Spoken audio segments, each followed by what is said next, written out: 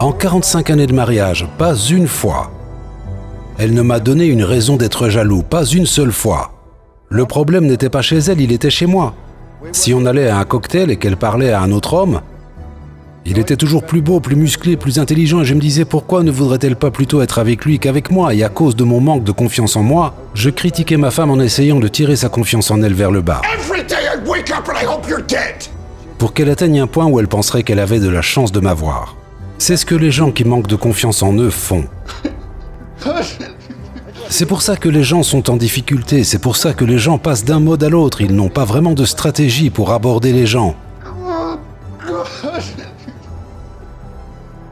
La façon de traiter les gens, de tirer le meilleur parti des gens. Et à chaque fois que vous n'en tirez pas le meilleur parti, c'est parce que tout le monde se tire vers le bas. Comment changer ça? 3 règles. J'ai seulement 3 règles.